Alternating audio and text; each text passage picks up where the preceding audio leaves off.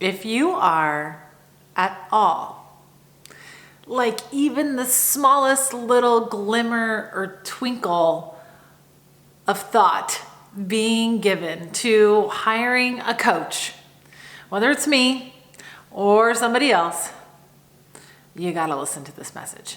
A few weeks ago, the idea for this video, the courage to engage with a coach, came to mind. And it is a direct result of a conversation, a consultation that I had with someone where, like, literally my heart just like exploded after the phone call. And even when I think about this engagement and this now relationship with this being, I get a little choked up. So I'm gonna do my best to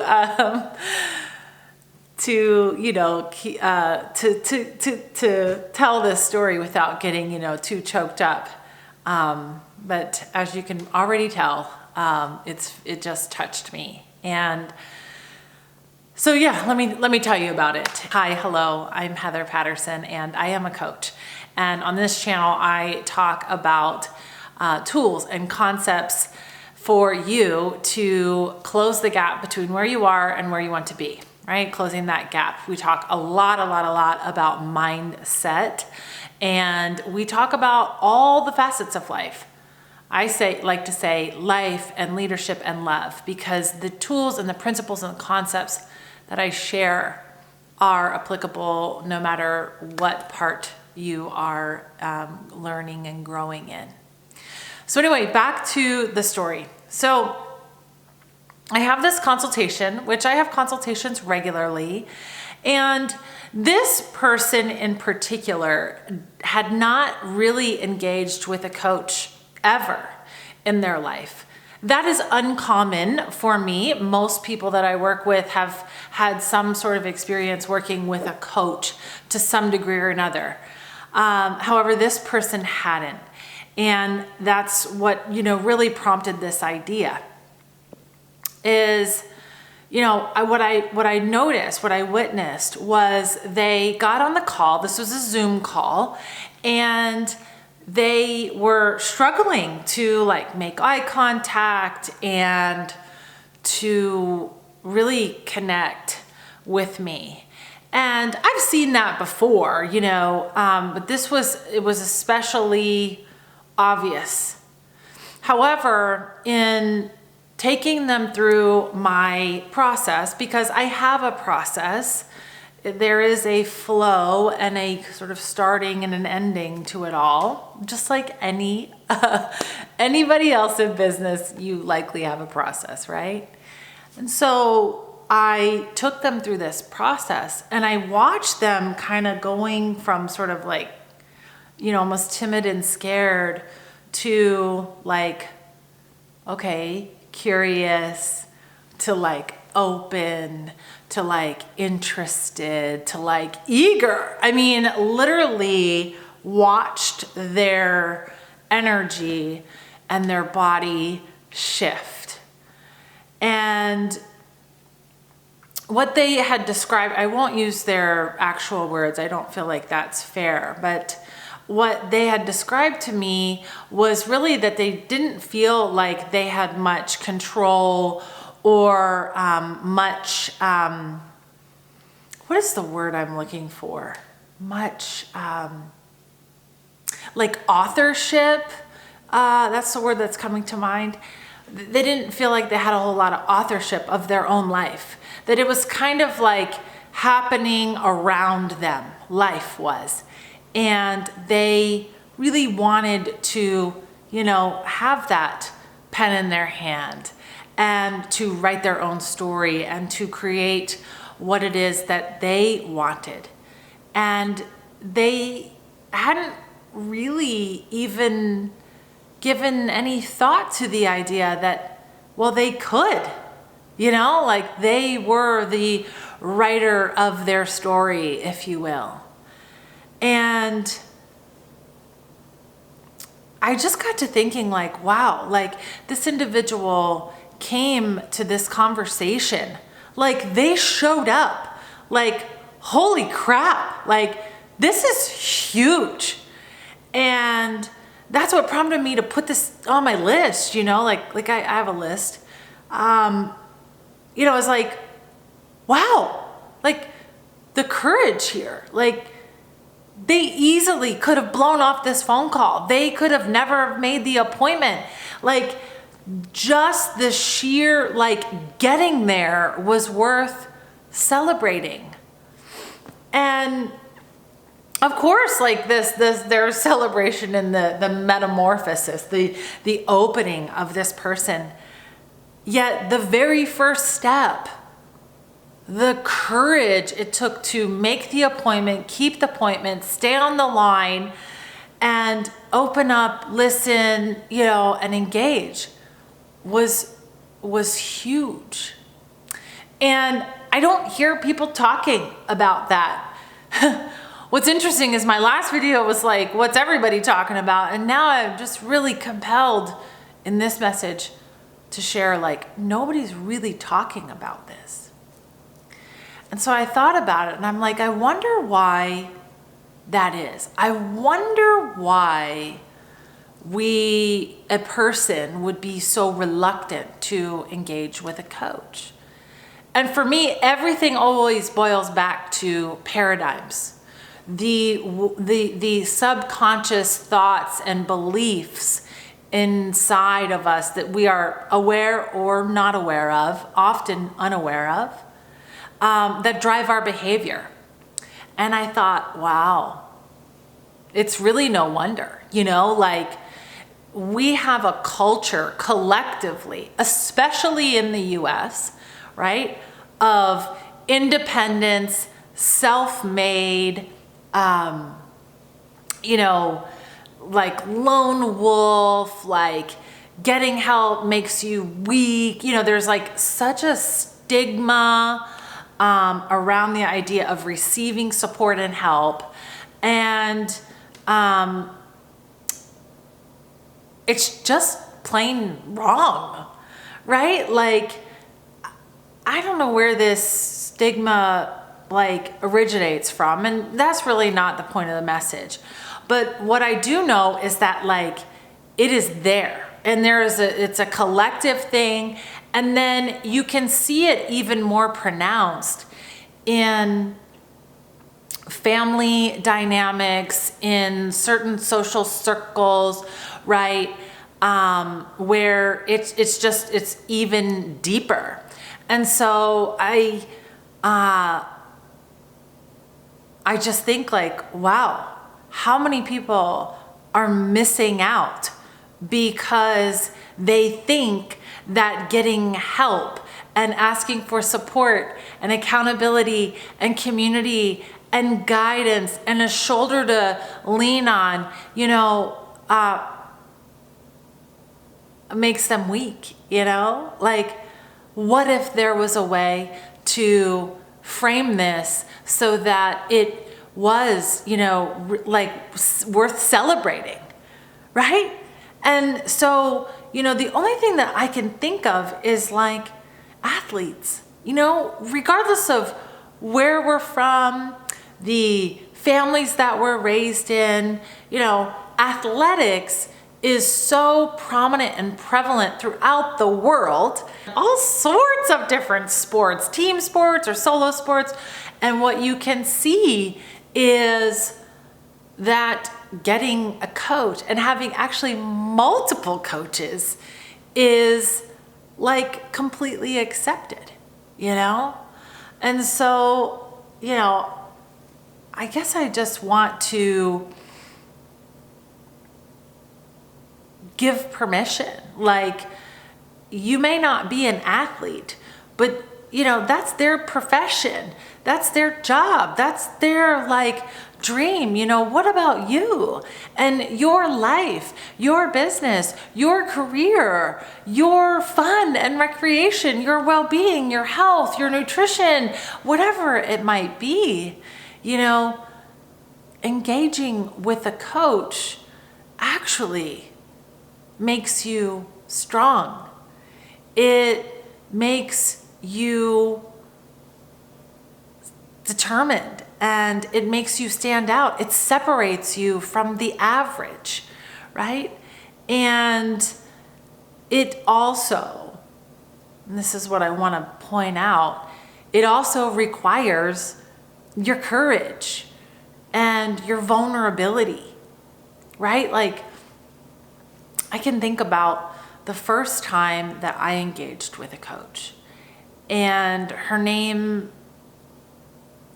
was Dita. She's no longer with us. She's my first like official coach, like as a grown-up and not in athletics. And she was my career coach. And I was terrified to reveal to her, to kind of take off my shield, my armor that I was carrying around, and reveal to her that, you know, I was selling advertising, and I hadn't like purposely chose that for my life. I literally chose that career because I thought it would be glamorous. And it's funny, I think about it now and I laugh, but that was like a big deal to me to reveal that to her. And I think about other coaches and people that I've, engaged with for support, whether it was a coach or counselor, a therapist, that sort of thing over the years. You know, having to reveal that. Like, for example, I've been married before. My marriage failed in a lot of ways because of me and my shortcomings. And, having to go to someone and saying, I want a long-lasting, happy marriage, yet, I don't know how to deal with my anger and my hurt and my, grievances that I'm carrying around, and I'm just a jerk, or times where, learning about financial responsibility and money, going, I want to create financial independence, yet I've got X, Y, and Z on my back in terms of, debts and things like that I needed to work out and figure out.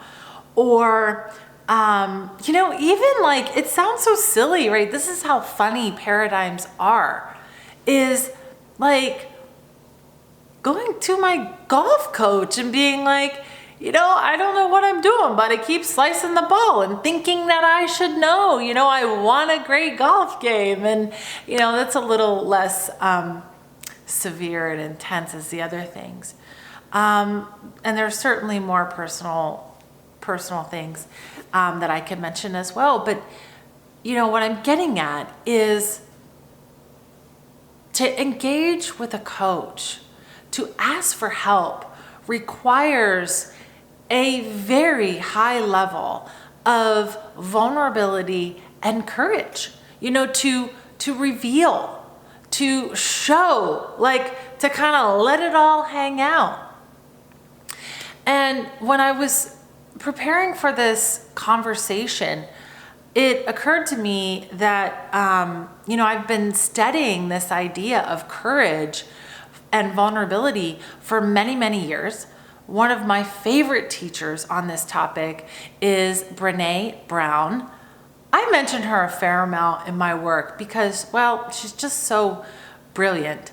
So if you haven't heard of it, I recommend this book a lot. It's called The Gifts of Imperfection. And I want to read to you a piece from this book all about courage that I think is appropriate for this conversation. So it says, the root of the word courage is cor, the Latin word for heart. In one of its earliest forms, the word courage had a very different definition than it does today. Courage originally meant to speak one's mind by telling all one's heart. Over time, this definition has changed, and today, courage is more synonymous with being heroic. Heroic is important and we certainly need heroes, but I think we've lost touch with the idea that speaking honestly and openly about who we are, about what we're feeling, and about our experiences, good and bad, is the definition of courage. Heroics is often about putting our life on the line. Ordinary courage is about putting vulnerability on the line. In today's world, that's pretty extraordinary. And so I want to just point out a couple pieces of this that are, I think, just so important, right? Core, the Latin word for heart, right? To speak one's mind by telling all one's heart. A while back I did a video, I'll link it here. It was, what does your heart say? And it was really alluding to what do you want? What is it that you want? And to engage with a coach or a therapist or a teacher of some sort is to have the courage to say, I want this. I don't have it, yet I want it. And I want your help, right? It's incredible. And she says, over time, the definition has changed. And today, courage is more synonymous with being heroic. And here's my thought on that.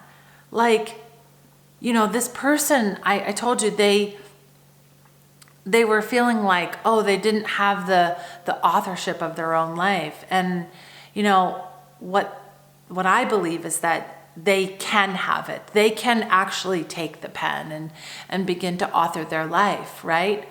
Which is synonymous with being their own hero, right? Nobody is going to save them. They are saving themselves. There's actually something heroic here in the grander scheme of things. So, I want to wrap up. And first of all, just if you're watching this and you've ever engaged with a coach, number one, congratulations. I see you and I acknowledge the courage that took, right? Number two, if you have not engaged with a coach and you are thinking about it, you are considering it, I want you to understand, your action of reaching out, of setting that appointment, of showing up and keeping that appointment and engaging, listening, being open, that is courageous, and that is worth noting. It is remarkable. It is extraordinary, and you will be uncomfortable. That is the point. Stay in the discomfort. Continue to engage. And I'll also say this, like any relationship, the relationship that you have with your coach, it is deeply personal. And it is okay if you navigate and explore and, take your time finding the right fit. Ideally, the coach on the other end, the therapist on the other end, the teacher or, guide or whomever you're engaging with on the other end is also, checking for that connection, for that ability to support and be there because of the deeply personal nature of coaching. All right. That's all I have for you this time. You can imagine, I want to encourage you. If you're curious, just scratch that itch. Go ahead and make the appointment, set up the consultation, and take the action that you need to take, that you want to take, even if it's scary. All right. I'll see you next time.